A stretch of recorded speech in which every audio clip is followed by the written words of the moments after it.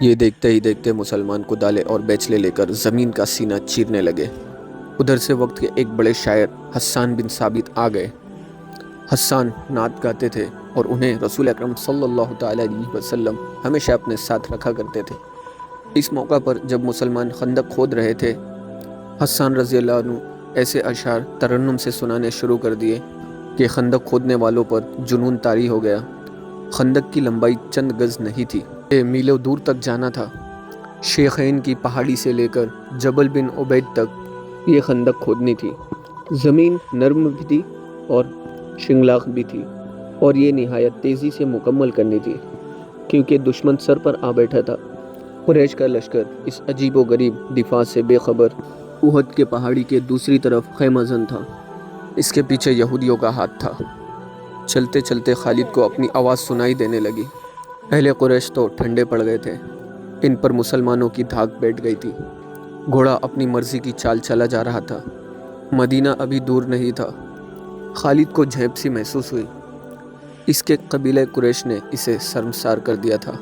یہ بات اسے اچھی نہیں لگی تھی کہ یہودیوں کے اکسانے پر اس کے قبیلہ قریش ابو سفیان مدینہ پر حملے کرنے کا سوچا تھا۔ وہ خوش تھا کہ حملے کا فیصلہ تو ہوا۔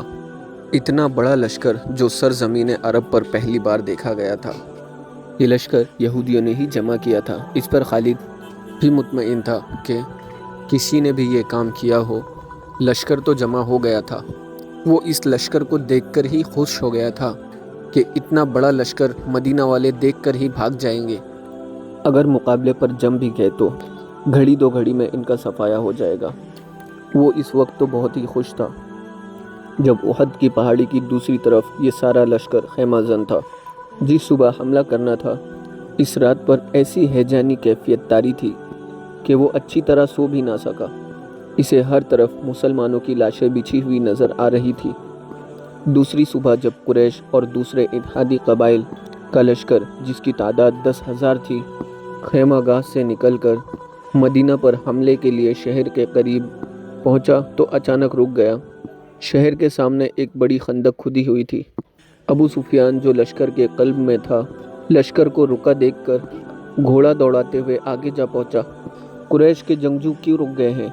ابو سفیان چلاتا جا رہا تھا، طوفان کی طرح آگے بڑھو اور محمد صلی اللہ تعالی علیہ وسلم کے مسلمانوں کو کچل ڈالو، شہر کی اینٹ سے اینٹ بجا دو۔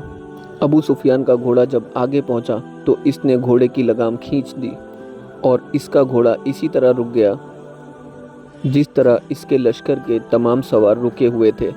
اس کے سامنے خندق تھی، اس پر خاموشی طاری ہو گئی۔ خدا کی قسم، یہ ایک نئی چیز ہے جو میری آنکھیں دیکھ رہی ہے، ابو سفیان نے غصیلی آواز میں کہا۔ عرب کے جنگجو کھلے میدان میں لڑا کرتے ہیں۔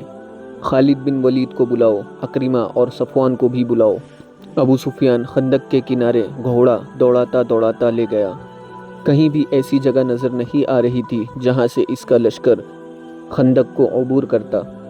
یہ خندق شیخین کی پہاڑی سے لے کر جبل بن عبید کے پیچھے سے چلی گئی تھی۔ تو یہ تھی آج کی ہماری خالد بن ولید رضی اللہ تعالیٰ عنہ کی چونکا دینے والی سٹوری۔